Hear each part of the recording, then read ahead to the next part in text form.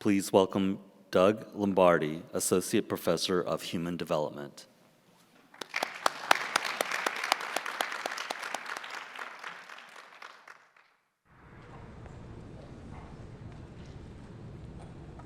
Scientific and technological advances have revolutionized our world, often in amazing ways. But these advances have left everyone in a storm, an information storm where falsehoods flow. Social media is a vast ocean containing a nefarious form of information, disinformation, crafted by those who seek profit and power. Purveyors of disinformation have honed their crafts by denying scientific evidence and claims, such as the harmful nature of tobacco smoke, the severity of the climate crisis, and the effectiveness of vaccines. And now, disinformation peddlers spray us with truth denial aimed at eroding our democratic principles. Teachers are at the center of this social media maelstrom. As disinformation reigns, teachers seek to build a firm foundation of scientifically valid and historically accurate knowledge. Teachers seek to shelter students from disinformation and denial through critical and scientific thinking. The following are 3 techniques that teachers can use to help their students learn information protective strategies. First, stop, step back, and read. We've all been there, seeing something too good to be true, but we click on the link anyway.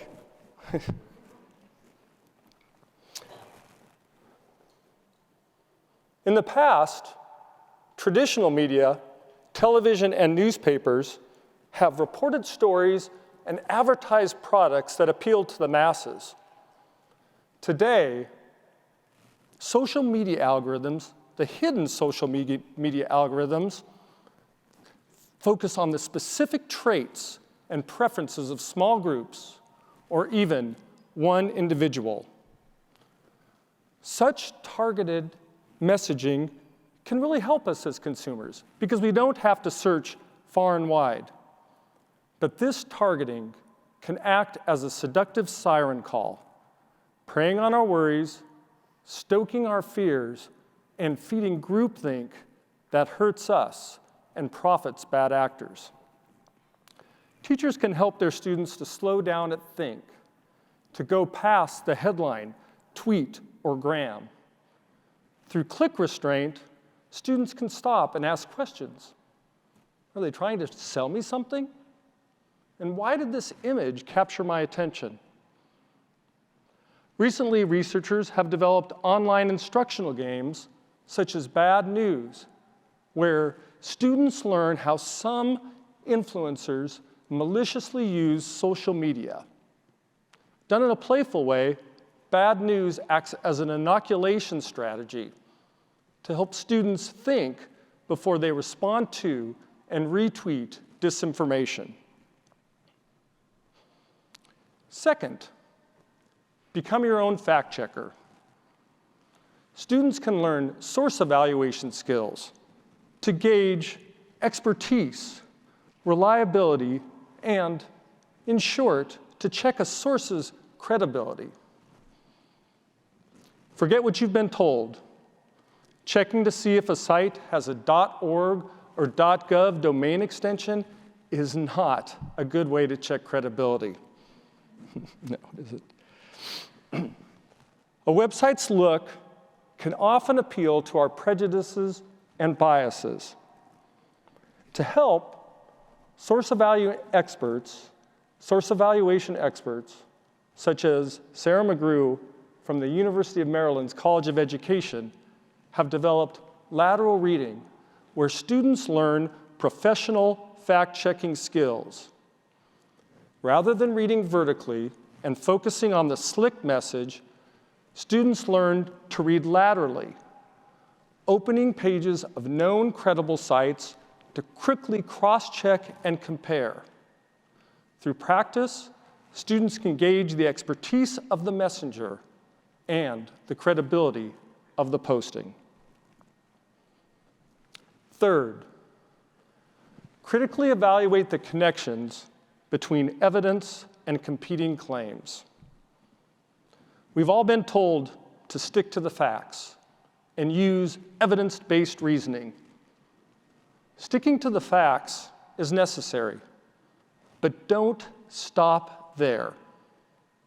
Finding the evidence to support a claim is insufficient. People can always find the facts to back up their argument. But evidence can also be manipulated.